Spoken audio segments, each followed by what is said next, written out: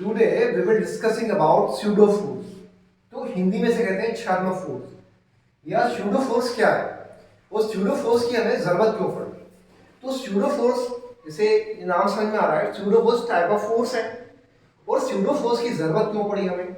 Pseudo force की जरूरत इसलिए पड़ी कि नॉन इनर्शियल फ्रेम के अंदर न्यूटन्स के लॉ एप्लीकेबल नहीं। किसके अंदर? Non inertial frame. कौन सी फ्रेम? नॉन इनर्शियल फ्रेम के अंदर न्यूटन्स के लॉ एप्लीकेबल नहीं। नॉन इनर्शियल फ्रेम में क्या है? न्यूटन्स लॉ एप्लीकेबल नहीं है। तो न्यूटन्स के लॉ को जो एप्लीकेबल बनाने के लिए हमने कंसेप्ट को इंट्रोड्यूस किया फिजिक्स में, वो है हमारा स्यूडो फोर्स। क्या है वो? स्यूडो फोर्स है वो। इस स्यूडो फोर्स को अप्लाई करने से हम नॉन इनर्शियल फ्रेम में भी न्यूटन्स के लॉ को अप्लाई कर देते हैं, जिससे हमारा कैलकुलेशन ठीक ठाक निकल आता है।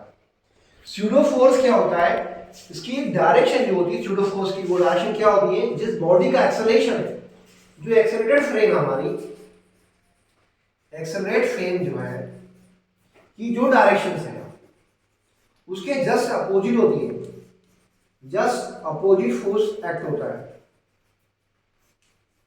जस्ट अपोजिट फोर्स क्या होगा? एक्ट होगा। किसके होगा? एक्सेलरेट फ्रेम के जस्ट अपोजिट में ये फोर्स क्या होगा? एक्ट होगा उस पर, फ्रेम के ऊपर। राइट? ये स्यूडो फोर्स का कंसेप्ट वहां से आया।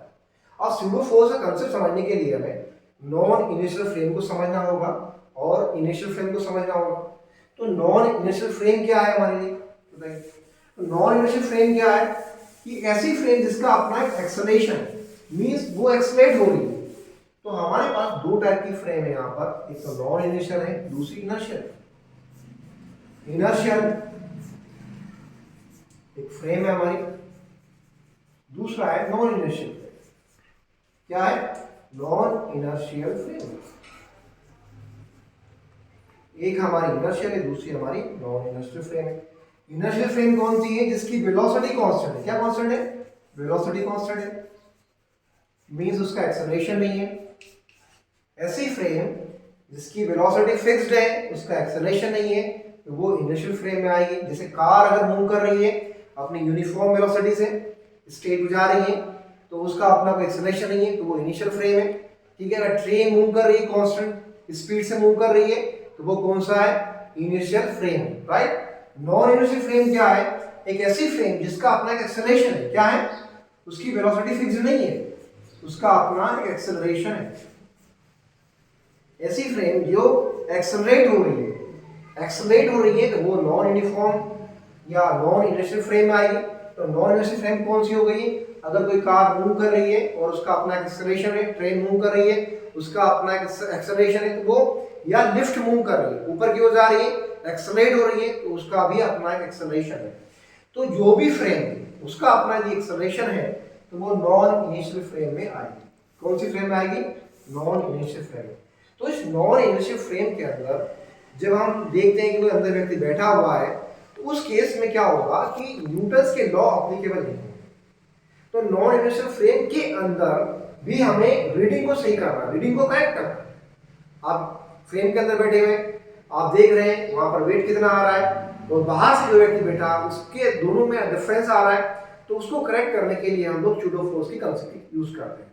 तो क्या कर रहे हैं? नॉन इनिशियल फ्रेम का फ्रेम के अंदर हम क्या कर रहे हैं? न्यूटन्स के लॉ को एप्लीकेबल करने के लिए स्यूडो फोर्स का कांसेप्ट लेके आए। एक एग्जांपल समझते हैं उसको।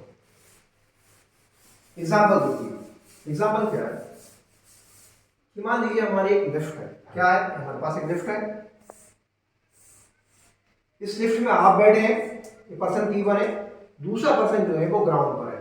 कहां पर है? वो ग्राउंड पर है। यहां पर ये P2 यहां ग्राउंड पर है।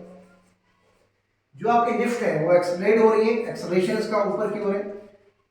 यहां पर एक बॉब है जिसका मास m है, वो सस्पेंडेड है, लटका हुआ है, जिसमें टेंशन है P है। ठीक है? तो आप देखिए इसका अपना टेंशन है, तो ये जो पर्सन है इसको ये क्या रहेगा? बॉब क्या होगा? एक स्टेबल दिखाई देगा, इसकी कोई मोशन दिखाई, रेस्ट पर दिखाई देगा। तो इस पर्सन को ये बॉब जो है रेस्ट पर दिखाई देगा। राइट?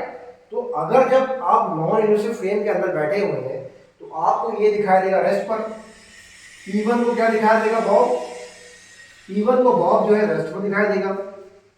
क्यों दिखाई देगा, क्योंकि वो भी अंदर है, ये भी अंदर है, तो आप दोनों अंदर बैठे हुए हैं। लिफ्ट में आप जब बैठते हैं तो कब आपको फ्लोर फर्स्ट है तो आपको पता नहीं चलता है कि लिफ्ट मूव कर रही है नहीं कर रही, स्ट्रेट हो रही नहीं हो रही है।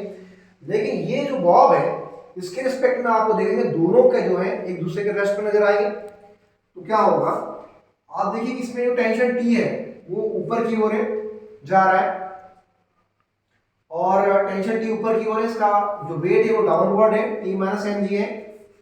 अब ये रेस्ट में है, पर्सन P1 के लिए रेस्ट में है, मतलब इसका कोई एक्सेलरेशन नहीं है, तो मास इनटू एक्सेलरेशन 0 होगा। तो टेंशन कितना होगा इसमें, mg होगा। तो टेंशन जो है इसमें नॉन इनर्शियल फ्रेम के केस में कितना आया हमारा, T = mg, किसके लिए, पर्सन P1 के लिए दिख रहा है ये। अब पर्सन P2 के लिए देखिए, जो ग्राउंड पर है, कहां पर, ये इनर्शियल फ्रेम से देख रहा है पर्सन P2 को लिफ्ट ऊपर जाती हुई दिखाई देगी। अगर लिफ्ट ऊपर जा रही है तो बॉब भी आपको उसके साथ साथ ऊपर जाता हुआ दिखाई देगा। उस केस में क्या होगा कि बॉब का भी अपना एक्सेलरेशन है, कहां से, यहां से, ग्राउंड से आप जो देख रहे हैं, तो बॉब का अपना एक एक्सेलरेशन है, मींस क्या होगा, T minus M G equals to M A. तो क्या होगा, T equals to M G plus M A होगा बेटा। T क्या होगा, M equals to G plus A. अब देखिए इन दोनों केस में टेंशन अलग अलग आया। नॉन इनिशियल फ्रेम के अंदर बैठे हुए हैं आप, उस केस में आपका टेंशन ये आ रहा है, और दूसरी बात है कि जो आप ग्राउंड पे खड़े हैं, मतलब इनिशियल फ्रेम सब देख रहे हैं, उस केस में क्या हो गया, आपका ये टेंशन अलग अलग है, T = mg आया है। तो हमारे जो न्यूटन्स के लॉ जो अप्लीकेबल है वो इनिशियल फ्रेम के लिए, किसके लिए, वो न्यूटन्स के लॉ इनिशियल फ्रेम के लिए। अब हमें इसको नॉन इनिशियल फ्रेम के लिए भी अप्लीकेबल बनाना है। तो इस केस में हम क्या करेंगे, एक नया कंसेप्ट ऐड कर देंगे इसको बैलेंस करने के लिए, क्योंकि नॉन इनिशियल फ्रेम का ये इनिशियल फ्रेम का है, और ये इक्वेशन जो हमारे पास आया है ये नॉन इनिशियल फ्रेम का है। तो उसको बैलेंस करने के लिए इसके रिजल्ट से इसमें एक नया कंसेप्ट यूज करते हैं, जो क्या होगा, इसके जस्ट अपोजिट डायरेक्शन में एक फोर्स ऐड करते हैं, जिसे हम कहते हैं स्यूडो फोर्स। अगर लिफ्ट का एक्सेलरेशन ए है तो बॉब का भी ए होगा, ये हो गया T = m - g। तो आपको देखो अब क्या होगा, resultant T = mg plus m होगा। टेंशन ऊपर की ओर है, mg वेट नीचे की ओर है, और इस पर लगने वाला स्यूडो फोर्स भी नीचे की ओर। अब पर्सन P2 के लिए, पर्सन P1 के लिए भी वही रीडिंग है आपकी जो पर्सन P2 के लिए। मींस क्या हो गया कि हमने नॉन इनर्शियल फ्रेम में स्यूडो फोर्स का जब कंसेप्ट अप्लाई किया तो हमारे दोनों रीडिंग बैलेंस हो गए। मींस क्या हो गया, यहाँ पर न्यूटन्स लॉ जो है हमारे एप्लीकेबल हो गए।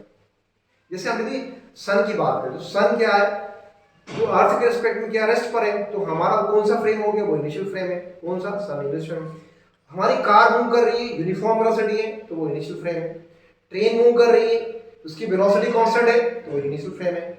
अगर कार का अपना एक्सेलरेशन है, ट्रेन का अपना एक्सेलरेशन है, वो नॉन इनिशियल फ्रेम होगी।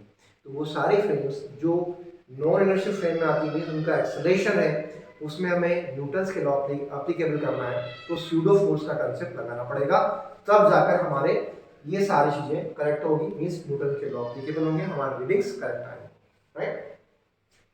अच्छा अब